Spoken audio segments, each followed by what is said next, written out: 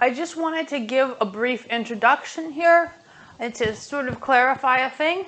I did find a very nice video on the proof of the intermediate value theorem, but in fact the video I found was really slightly, it's not exactly the same theorem. It's Bolzano's intermediate value theorem. So I'm going to show you what the difference is in this video, and then you guys can watch the other one, where it's really like the proof is really nicely displayed there. Like he does a very good job of visualizing the bisection method and all these things, which are quite interesting.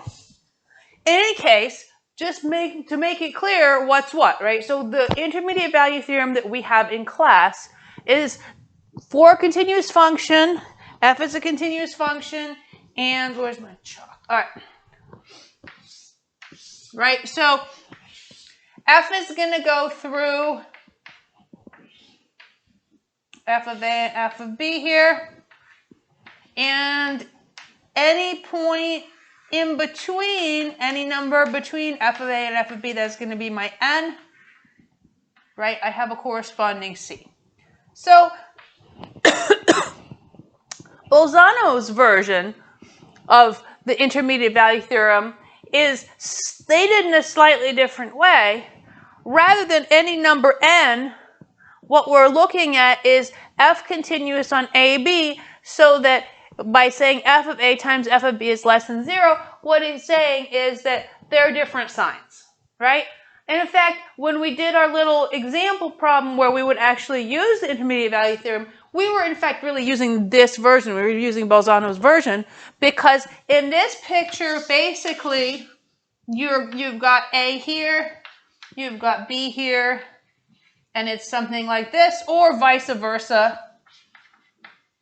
f of A and f of B.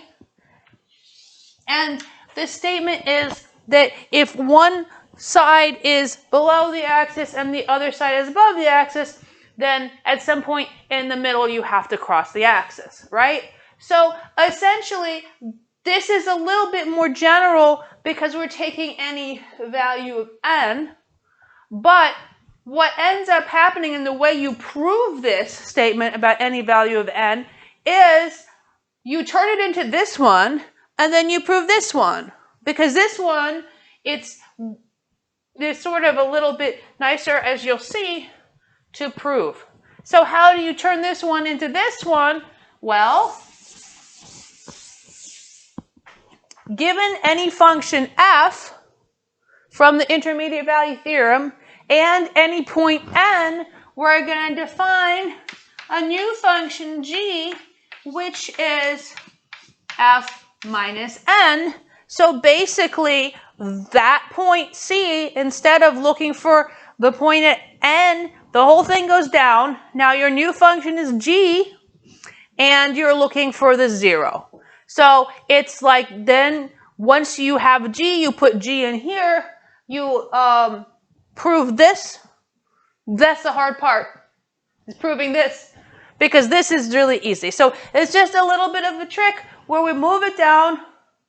Now we're looking for the point at 0, and 0 is, of course, we can like do some stuff with 0, right? So I'll leave that to you if you would like to watch the next video and see how he proves it.